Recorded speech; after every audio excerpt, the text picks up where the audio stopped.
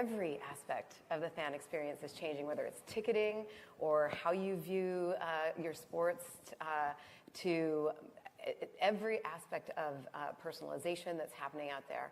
And for us, what I think is really interesting is that it is creating a whole new type of fan that we haven't acknowledged as an industry before. Technology is creating people who want to enjoy sports, viewing it only in social media and or only through esports. And you ask yourself, well, are these avid fans? Well, they talk about it through social media. They engage with messengers and connecting with their friends in real world to talk about the games afterwards, even though they might never buy a ticket or they might never tune in on regular television. But these are important fan bases that they still buy merchandise. They still consider themselves and identify with teams. They follow athletes and players. They follow teams and clubs through social media. And this is a huge opportunity for us to think about how do we sort of harness this next generation of fan while we're at the same time really focusing on our avid fan and loyal fan base that's tuning in and buying tickets. And I don't think we can underestimate the power of data and the importance of it in our marketing future here. And, Mary Meeker does this internet report, and she reported that 79% of people are willing to share their personal information in exchange for something in return, something meaningful or valuable for your return. And in most worlds, that's attention, human attention right now, which is at a scarcity. And I think the data that we're fortunate in sports because we have people who want to share their data with us, right? And there are all these touch points, real world and digital touch points that feed us an incredible amount of data. What the challenge is what do you do with that data, and how do you create stories out of it, and how do you find insights in it that'll drive your business results, drive ROI, drive more revenue, drive increased fandom.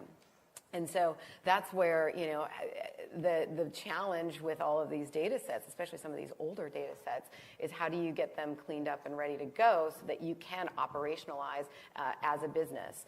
And we're investing a lot of time and resources in really making the investments you need in the MarTech Foundation so that we can then take it to that next level of personalizing our communications. It can even get to personalizing the in-arena fan experience. And we're working with our friends at SAP to help us do this through our HANA and our SAP Hybris, which will enable us to use all these data insights to market and personalize across different marketing channels. And again, this is so key as we start to think about how do we capture that attention, how do we drive engagement, and it's through those personal and relevant communications.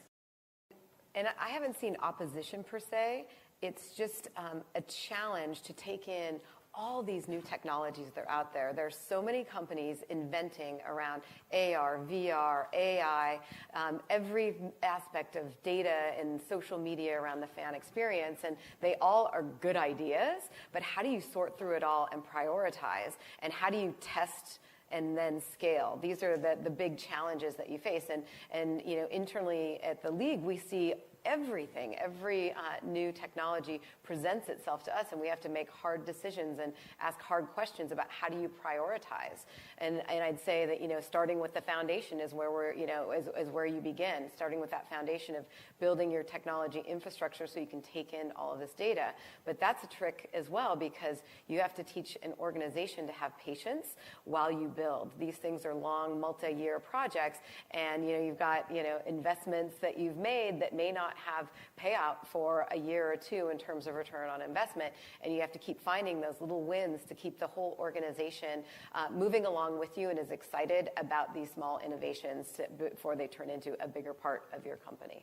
And for us, player puck tracking is what we're really excited about as part of our future. And what we're doing is working with technology partners to be able to embed technology in the cups, into the pucks. So it'll track the puck at 200 times per second. So you can actually get a huge amount of data from the in-game performance. And we envision a future in which, with our partner SAP, we can bring this real-time data and seamlessly integrate it into the broadcast experience to enhance the fan knowledge and understanding of the game, but also send it through to our iPad experience for coaches so that while they're in the game, they can really start to make decisions and make changes on the fly. And when you think about it, this is an incredibly hard thing to do. The game of hockey is so fast, and the ice sheet is not that big, so it requires an incredible amount of accuracy to be able to actually do this.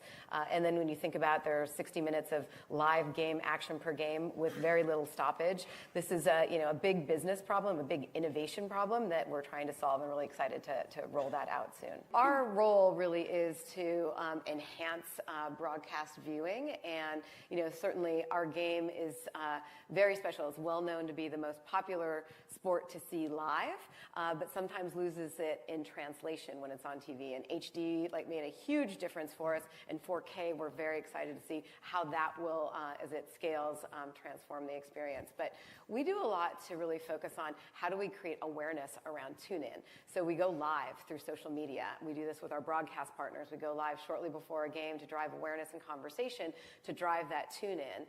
In addition, this last season for our playoffs, we realized that one of the important aspects to driving your rating points is retaining viewership throughout the course of the game.